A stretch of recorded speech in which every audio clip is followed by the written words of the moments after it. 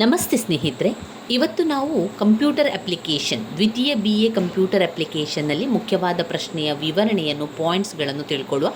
ಈಗಾಗಲೇ ನಾವು ಕಂಪ್ಯೂಟರ್ನಲ್ಲಿ ಬರುವಂತಹ ಪ್ರಶ್ನೆಗಳ ಬಗ್ಗೆ ಕಳೆದ ವಿಡಿಯೋದಲ್ಲಿ ತಿಳ್ಕೊಂಡಿದ್ದೆವು. ಇದರಲ್ಲಿ ಮುಖ್ಯವಾಗಿ ಪದೇ ಪದೇ ಕೇಳುವಂತಹ ಪ್ರಶ್ನೆ ಕಂಪ್ಯೂಟರ್ನ ತಲೆಮಾರು, ಕಂಪ್ಯೂಟರ್ನ ಗುಣಲಕ್ಷಣಗಳು, ಕಂಪ್ಯೂಟರ್ನ ಕ್ರಿಯಾತ್ಮಕ ಘಟಕಗಳನ್ನು ಚಿತ್ರ ಸಹಿತ ವಿವರಿಸಲಿಕ್ಕೆ, ಅದೇ ರೀತಿ ಇನ್ಪುಟ್ ಸಾಧನಗಳ ಬಗ್ಗೆ, ದ್ವಿತೀಯ ಶೇಖರಣಾ ಸಾಧನಗಳ ಬಗ್ಗೆ, ಯಂತ್ರಾಂಶ ಮತ್ತು ತಂತ್ರಾಂಶಗಳ ಬಗ್ಗೆ, ಆಪರೇಟಿಂಗ್ ಸಿಸ್ಟಮ್, ಕಂಪ್ಯೂಟರ್ ನೆಟ್ವರ್ಕ್, ಜಾಲಬಂಧ ಟಪೋಲಜಿ, ಇವಿಷ್ಟು ವೆರಿ ಇಂಪಾರ್ಟೆಂಟ್ ಆಗಿರುವಂತಹ ಪ್ರಶ್ನೆ. ಸ್ಕಿಪ್ ಮಾಡಬೇಡಿ. ಇದರಲ್ಲಿ 2ರಿಂದ 3 ಪ್ರಶ್ನೆಗಳು ಕಡ್ಡಾಯವಾಗಿ ಅವರು ಕೊಡುವಂತಹ ಪ್ರಶ್ನೆ. 100ಕ್ಕೆ 100% ಕೊಡುವಂತಹ ಪ್ರಶ್ನೆಗಳೇ ಇವುಗಳೆಲ್ಲವನ್ನು ಕೂಡ ನೀವು ಓದದೆ ಸ್ಕಿಪ್ ಮಾಡಬೇಡಿ. ವೆರಿ ಇಂಪಾರ್ಟೆಂಟ್ ಆಗಿರುವಂತಹ ಪ್ರಶ್ನೆ.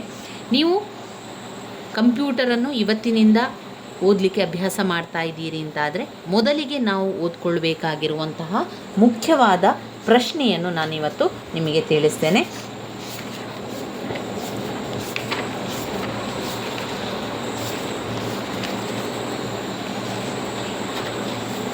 ಇದರಲ್ಲಿ ನಾವು ಇದನ್ನು ಓದ್ಕೊಳ್ಳೇಬೇಕು, ಯಾಕಂದರೆ ವೆರಿ ಇಂಪಾರ್ಟೆಂಟ್ ಆಗಿರುವಂತಹ ಒಂದು ಪ್ರಶ್ನೆ ಆಗಿರುವಂಥದ್ದು ಕಂಪ್ಯೂಟರ್ನ ಗುಣಲಕ್ಷಣಗಳು. 5 ಅಂಕಕ್ಕೆ ಅಥವಾ 10 ಅಂಕಕ್ಕೆ ಕೇಳುವಂತಹ ಪ್ರಶ್ನೆಯಲ್ಲಿ ಕಂಪ್ಯೂಟರ್ನ ಗುಣಲಕ್ಷಣಗಳನ್ನು ಕೇಳುವಂತಹ ಪ್ರಶ್ನೆಯಾಗಿದೆ.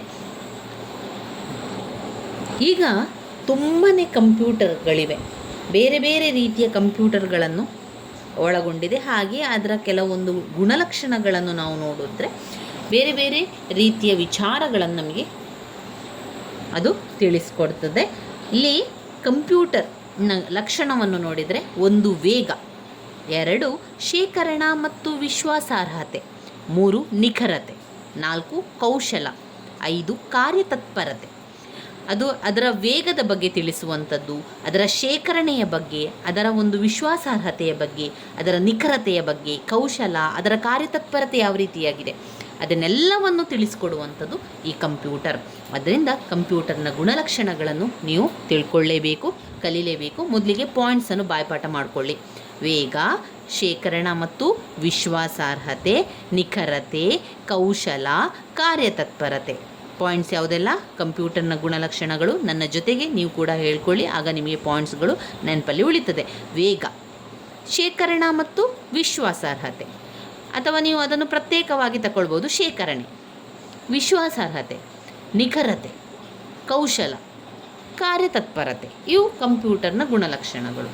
ವೇಗ, ಈಗ ನಾವು ಕಂಪ್ಯೂಟರ್ನಲ್ಲಿ ಕೆಲಸವನ್ನು ಮಾಡ್ತಾ ಇದ್ದರೆ, ನೀವೀಗ ಕಂಪ್ಯೂಟರ್ನಲ್ಲಿ ಕೆಲಸವನ್ನು ಮಾಡ್ತಾ ಇದ್ದರೆ ಅವರಿಗೆ ಸರಿಯಾಗಿ ಗೊತ್ತಿರ್ತದೆ ಒಂದು ಕಂಪ್ಯೂಟರ್ ಎಷ್ಟು ವೇಗದಲ್ಲಿ ಕೆಲಸವನ್ನು ಮಾಡ್ತದೆ. ಹಾಗೆ ಯಾವುದೇ ಒಂದು ವಿಚಾರವನ್ನು ಕೊಟ್ಟರೆ, ಯಾವುದೇ ಒಂದು ಪ್ರಾಬ್ಲಮನ್ನು ಕೊಟ್ಟರೆ ಅದು ಎಷ್ಟು ಫಾಸ್ಟಾಗಿ, ಎಷ್ಟು ವೇಗವಾಗಿ ಅದು ಸಮಸ್ಯೆಯನ್ನು ಬಗೆಹರಿಸ್ತದೆ ಎನ್ನುವಂಥದ್ದು ಪ್ರತಿಯೊಬ್ಬರಿಗೂ ಕೂಡ ಗೊತ್ತಿರುವ ವಿಚಾರ. ಕಂಪ್ಯೂಟರ್ ತನ್ನ ವೇಗ ಎಲ್ಲ ಒಂದು ದಶಮಾಂಶಗಳ ಗಣನೆಗಳನ್ನು ಸೆಕೆಂಡುಗಳಲ್ಲಿ ಅದು ನಿರ್ಧರಿಸದೆ, ಅದು ಸೆಕೆಂಡುಗಳಲ್ಲಿ ನಮಗೆ ತಿಳಿಸ್ಕೊಡುವಂಥದ್ದು ಅದರ ಒಂದು ಮುಖ್ಯ ಲಕ್ಷಣವಾಗಿರುವಂಥದ್ದು. ಕಂಪ್ಯೂಟರ್ ನಮಗೆ ಯಾವುದೇ ಒಂದು ವಿಚಾರ ನಾವು ಹಾಕಿದರೂ ಕೂಡ ಆ ತಕ್ಷಣವೇ ನಮಗೆ ಉತ್ತರವನ್ನು ಕೊಡುವಂತಹ ಒಂದು ಸಾಧನ ಆಗಿದೆ. ಆದ್ದರಿಂದ ಅದರ ವೇಗ ಎನ್ನುವಂಥದ್ದು ಕಂಪ್ಯೂಟರ್ನ ಒಂದು ಮುಖ್ಯ ಗುಣಲಕ್ಷಣಗಳಲ್ಲಿ ಒಂದಾಗಿರುವಂಥದ್ದು. ಅದೇ ರೀತಿ ಶೇಖರಣೆ, ಕಂಪ್ಯೂಟರ್ ಅಂತ ಬಂದಾಗ ಅದರ ಶೇಖರಣಾ ಸಾಮರ್ಥ್ಯ ತುಂಬಾ ಇರ್ತದೆ. ಎಷ್ಟೋ ವಿಚಾರಗಳನ್ನು ಅದು ಹಾಕಿದರೂ ಕೂಡ ಎಷ್ಟೋ ವಿಚಾರಗಳನ್ನು ಅದು ತನ್ನಲ್ಲಿ ಶೇಖರಣೆ ಮಾಡಿ ಇಟ್ಟುಕೊಂಡಿರ್ತದೆ. ಶೇಖರಣಾ ಸಾಮರ್ಥ್ಯ ನಿರ್ಧರಿಸ್ತದೆ ಅಂದರೆ ಹೆಚ್ಚು ಪ್ರಮಾಣದ ಮಾಹಿತಿಯನ್ನು ಸುಲಭವಾಗಿ ಕಂಪ್ಯೂಟರ್ ನಮಗೆ ಶೇಖರಣೆ ಮಾಡಿರ್ತದೆ. ನಮಗೆ ಯಾವುದೇ ಒಂದು ವಿಚಾರ ಆಗಿರ್ಬೋದು, ಅದು ಶೇಖರಣೆ ಮಾಡುವಂತಹ ಶಕ್ತಿ ಇರುವಂಥದ್ದು, ಅದು ಎಷ್ಟೋ ವಿಚಾರಗಳನ್ನು ಶೇಖರಣೆ ಮಾಡುವಂಥ ಶಕ್ತಿ ಇರುವಂಥದ್ದು ಕಂಪ್ಯೂಟರ್ಗೆ. ಅದು ಒಂದು ವಿಶ್ವಾಸಾರ್ಹ ಆಗಿದೆ, ನಮಗೆ ಒಂದು ವಿಶ್ವಾಸ ಕೊಡ್ತದೆ. ಇದನ್ನು ನಾವು ಕಂಪ್ಯೂಟರ್ನ ಒಳಗಡೆ ಹಾಕಿ ಇಟ್ಟರೆ ಇದು ಏನೂ ಆಗುವುದಿಲ್ಲ, ಅದು ಜಾಗ್ರತೆಯಾಗಿರ್ತದೆ ಎನ್ನುವಂತಹ ವಿಶ್ವಾಸ ನಮಗಿರ್ತದೆ. ಅದರಿಂದ ಕಂಪ್ಯೂಟರ್ನ ಗುಣಲಕ್ಷಣಗಳಲ್ಲಿ ಮತ್ತೊಂದು ಮುಖ್ಯವಾದ ಗುಣಲಕ್ಷಣ ಅಂತ ಹೇಳಿದರೆ ಅದು ಶೇಖರಣೆ ಮತ್ತು ವಿಶ್ವಾಸಾರ್ಹತೆ. 3 ನಿಖರತೆ.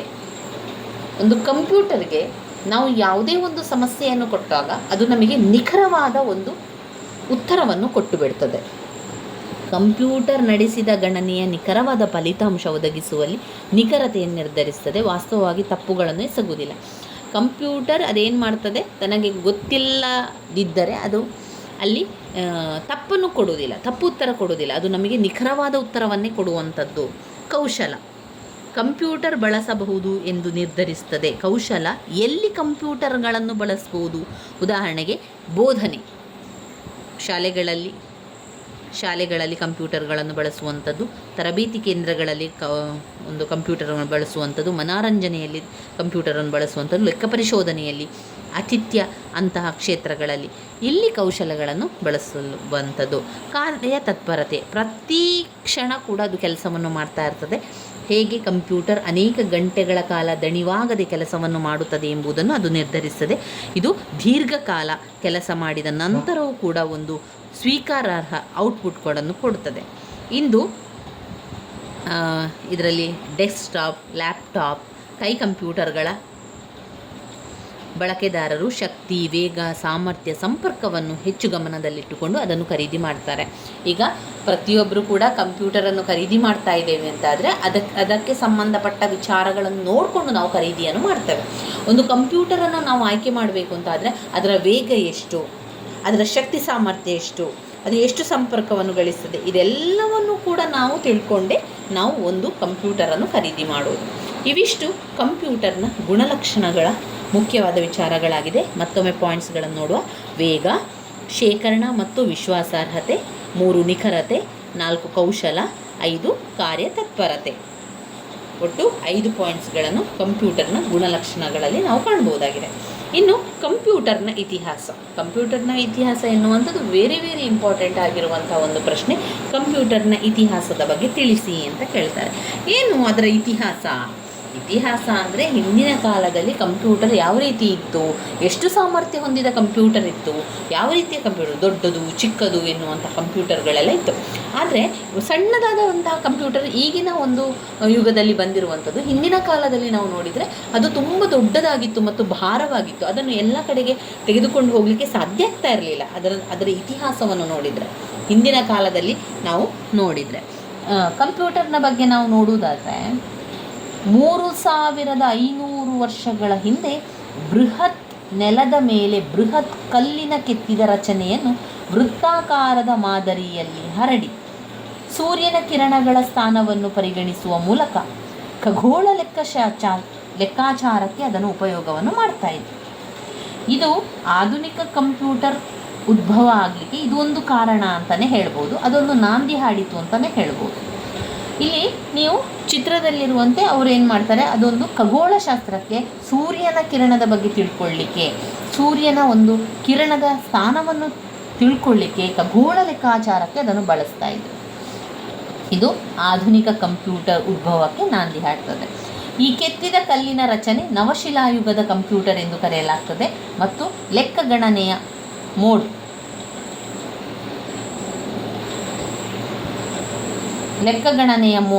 ಆಮೇಲೆ ಸ್ಟೋನ್ ಹೆಂಜ್ ಎಂದು ಕರೆಯಲಾಗ್ತದೆ. ನವಶಿಲಾಯುಗದ ಕಂಪ್ಯೂಟರ್ ಇಲ್ಲಿಯವರೆಗೆ ಕಂಡ ಹಳೆಯ ಕಂಪ್ಯೂಟರ್ ಆರಂಭದಲ್ಲಿ ಕಂಡಿರುವಂಥದ್ದು ಇದುವೇ ಅಂತ ಅವರು ಹೇಳುವಂಥದ್ದು.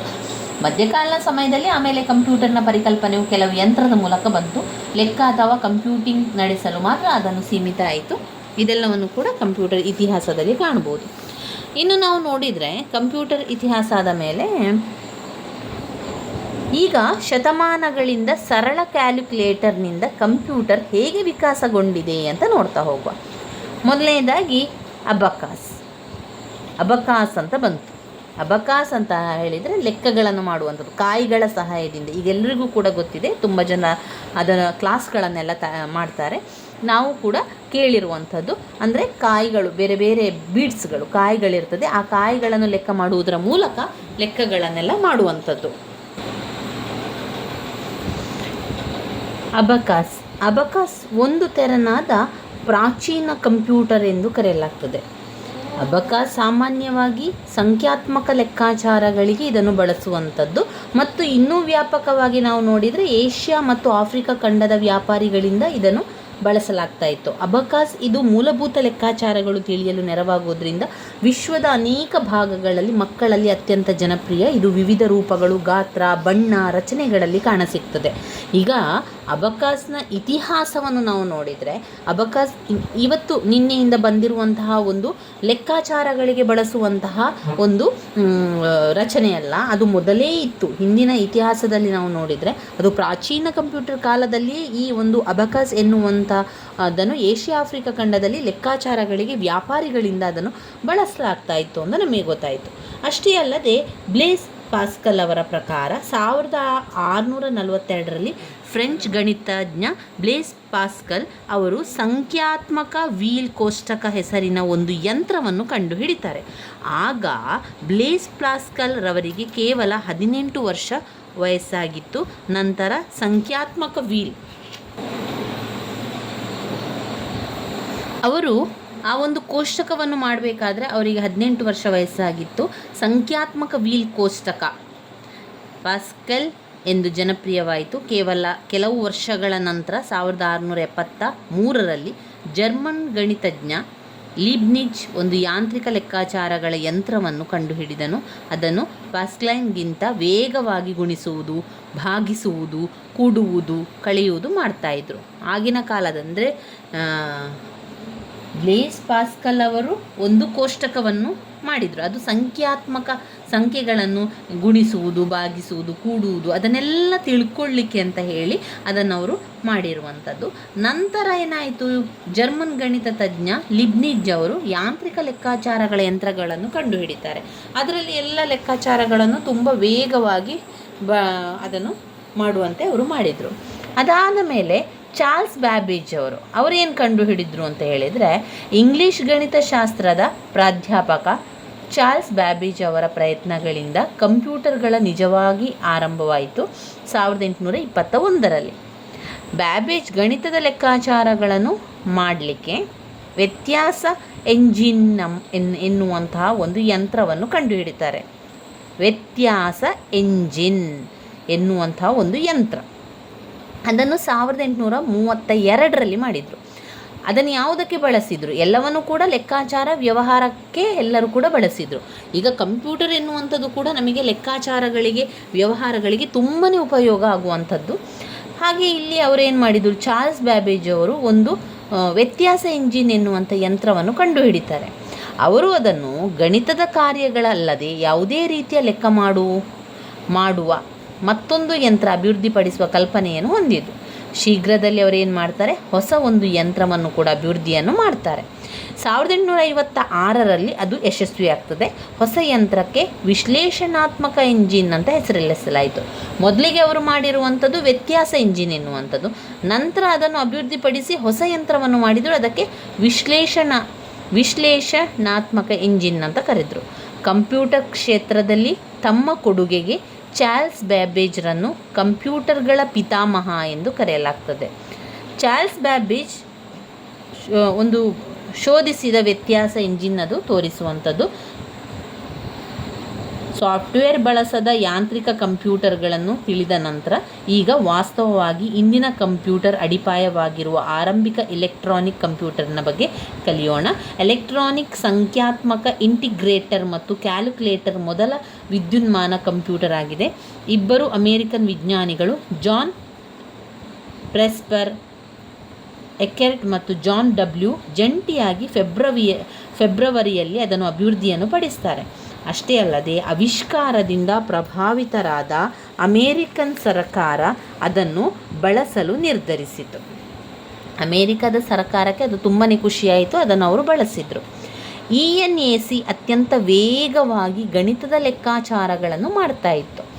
ಇದು 5000 ಸೇರ್ಪಡೆಗಳು ಅಥವಾ ವ್ಯವಕಲನ ಮತ್ತು 360 ಗುಣಾಕಾರಗಳನ್ನು ಒಂದೇ ನಿಮಿಷದಲ್ಲಿ ಮಾಡಬಲ್ಲದಾಗಿತ್ತು. ಇಂದಿನ ಕಂಪ್ಯೂಟರ್ಗೆ ಹೋಲಿಸಿದರೆ ಅದು ಗಾತ್ರದಲ್ಲಿ ತುಂಬ ದೊಡ್ಡದಾಗಿತ್ತು. 80 ಅಡಿ ಉದ್ದ, 30 ಟನ್ ತೂಕ ಇತ್ತಂತೆ. ಅಷ್ಟೂ ಭಾರ ಇತ್ತು ನೋಡಿ. ಅದನ್ನು ನೀವು ಯೋಚನೆ ಮಾಡಿದರೂ ಕೂಡ ನಮಗೆ ಅದನ್ನು ಎಲ್ಲಿಯೂ ಕೂಡ ತಗೊಂಡು ಹೋಗೋಕ್ಕೆ ಸಾಧ್ಯ ಇಲ್ಲ. ಯಾಕಂದರೆ ಅದು 80 ಅಡಿ ಉದ್ದ ಇತ್ತು, 30 ಟನ್ ತೂಕ ಕೂಡ ಇತ್ತು. ಅಷ್ಟು ದೊಡ್ಡ ಕಂಪ್ಯೂಟರ್ ಆಗಿತ್ತದು. ವಿದ್ಯುತ್ ಬಹಳಷ್ಟು ಖರ್ಚಾಗ್ತಾಯಿತ್ತು. ಇದು ಬಹಳ ದುಬಾರಿ ಮತ್ತು ಸಾಮಾನ್ಯ ಮನುಷ್ಯ ತಲುಪಲಾರದಾಗಿತ್ತು. ENAC ಬಾಂಬ್ಗಳ ಮತ್ತು ಚಿಪ್ಪುಗಳ ಪಥಗಳನ್ನು ಲೆಕ್ಕ ಮಾಡಲು ಉಪಯೋಗಿಸಲಾಗಿತ್ತು. ಅದಕ್ಕೆ ಲಗತ್ತಿಸಲಾದ ಸಂಪರ್ಕಗಳನ್ನು ಬದಲಿಸುವ ಮೂಲಕ ಇತರ ಲೆಕ್ಕಾಚಾರ ಮಾಡಲು ಮರುಹೊಂದಿಸಬಹುದಾಗಿತ್ತು. ಇದು ಸಣ್ಣ ಮೆಮೊರಿ ಕೂಡ ಹೊಂದಿತ್ತು. ಇನ್ನು ಜಾನ್ ವ್ಯಾನ್ ನ್ಯೂಮನ್ ಅವರು ENIAC ದುಷ್ಪರಿಣಾಮಗಳನ್ನು ಹೋಗಲಾಡಿಸಲು ಒಂದು ದೊಡ್ಡ ಆಂತರಿಕ ಮಾಹಿತಿ ಸಂಗ್ರಹಿಸುವ ಹೊಸ ಪರಿಕಲ್ಪನೆಯನ್ನು ಕೂಡ ಪ್ರಸ್ತಾವನೆಯನ್ನು ಮಾಡ್ತಾರೆ. ಈ ಪರಿಕಲ್ಪನೆಯನ್ನು ಸಂಗ್ರಹಿಸಿದ ಕಾರ್ಯಕ್ರಮದ ಪರಿಕಲ್ಪನೆ ಎಂದು ಕರೆಯಲಾಗ್ತದೆ. ಈ ಪರಿಕಲ್ಪನೆಯನ್ನು ಆಧರಿಸಿ ಹೊಸ ಕಂಪ್ಯೂಟರ್ ಮಾರುಕಟ್ಟೆಗೆ ಬರ್ತದೆ.